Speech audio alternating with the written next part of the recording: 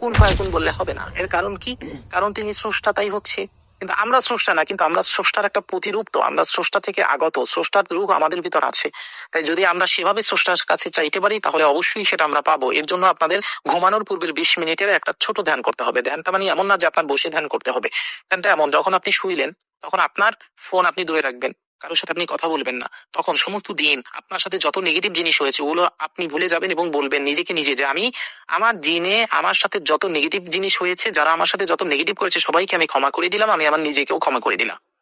এটা বলার পর আবার আপনি আস্তে আস্তে ঘুমানোর ট্রাই করবেন। যখন আপনি ঘুমানোর ট্রাই করবেন তখন আপনি এমন একটা স্টেজে চলে যাবেন, দেখেন না যে আমার ঘুম ঘুম ভাব আসতেছে, হাই আসতেছে, আমার ঘুম ঘুম ভাব, এরকম স্টেজে যখন আপনি আসবেন তখন আপনি আপনার কি জিনিস চাই ওটাকে আপনি লিখবেন বা ওটাকে আপনি ভাববেন। ধরুন আপনি চান যে আপনি লাইফে এই উন্নতিটা করবেন বা এটা আপনি চান, ধরুন চান 1 বছরে আপনি 10 লক্ষ টাকা ইনকাম করতে চান।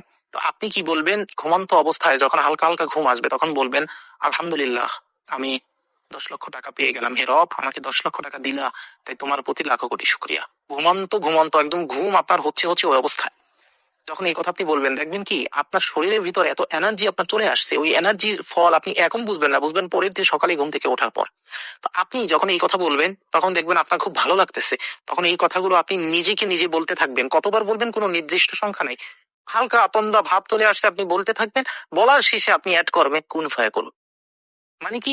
মানে হচ্ছে আলহামদুলিল্লাহ, আমি শুকরিয়া আদায় করতেছি হে আমার রব, আমি 1 বছরে 10 লক্ষ টাকা ইনকাম করছি তোমার দয়ায়। অলরেডি এটা পজিটিভ এবং এটা বর্তমানে, কোনো ভবিষ্যতে বা ফিউচার টেন্স না, দয়ায়। আলহামদুলিল্লাহ, কুন ফায়াকুন। মানে কি? হও, হয়ে যাও। এটাকে যদি আপনি ওই আব্রাকাডাবরাও বলতে পারেন, কিন্তু আমরা কুন ফায়াকুন বলবো কারণ আমরা মুসলিম।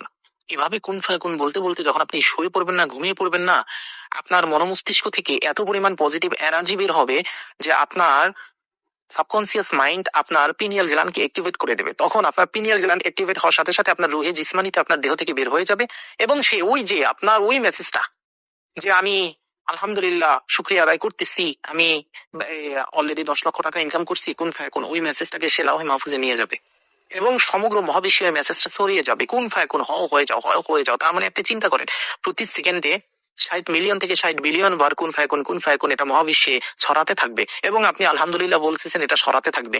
তো ওই 60 মিলিয়ন থেকে 60 বিলিয়ন প্রতি সেকেন্ডে ছড়ানোর সাথে সাথে আল্লাহ রব্বুল আলামিন ওটার সাথে 10 গুণ গুণ করে আপনার দিকে আবার উত্তর প্রেরণ করতে থাকবে, যার কারণে কোন জায়গা দিয়ে কি হবে আপনি নিজেই জানবেন না। সকালবেলা ঘুম থেকে উঠে আপনি অনেক পজিটিভ জিনিস ফিল করতে পারবেন এবং এই কাজটা যদি আপনারা 41 দিন চালান আপনারা নিজেরাই দেখবেন যে টাকা আপনার কোথা থেকে আসে। আপনি যদি বলেন যে এটাকে আপনার নিজের জীবনে হচ্ছে পরীক্ষিত, জি আলহামদুলিল্লাহ আমার জীবনে পরীক্ষিত। সুতরাং মহাবিশ্বে আল্লাহ রব্বুল আলামিন এটা প্রোগ্রামই করে রেখেছেন এমন ভাবে যে আল্লাহর কাছে যে যত পজিটিভ জিনিস পাঠাবে আল্লাহ পজিটিভ জিনিসের মতো জিনিস তার জীবনে পাঠাবে, যে যত নেগেটিভ জিনিস পাঠাবে আল্লাহ নেগেটিভ জিনিসের মতো জিনিস তার জীবনে পাঠাবে। মজার কথা হচ্ছে রাতে ঘুমানোর পূর্বে 15 থেকে 20 মিনিট যদি আপনি এই কাজটা করেন, পরের দিন সমস্ত দিন আপনি না চাইতেও আপনার ভিতর থেকে পজিটিভ এনার্জি বের হতে থাকবে, পজিটিভ থটই বের হতে থাকবে। আপনি করে দেখেন। তো এখানে আবার একটা কথা আছে, ম্যানিফেস্টেশন করতে হবে কিন্তু করার মতো করতে হবে, পজিটিভ ওয়েতে ম্যানিফেস্টেশন করতে হবে। এক ব্যক্তি সে আল্লাহর কাছে এভাবে ম্যানিফেস্টেশন করছে যে আমি 50 লক্ষ টাকা পেয়ে গেলাম, কিন্তু সে তার সাথে শুকরিয়া আদায় করতে ভুলে গিয়েছে। কিন্তু তার ম্যানিফেস্টেশনটা ঠিক ছিল যে সে অলরেডি 50 লক্ষ টাকা পেয়েছে, কিন্তু সে শুকরিয়া আদায় করে নাই এবং কোন ফায়াকুনও সে বলে নাই।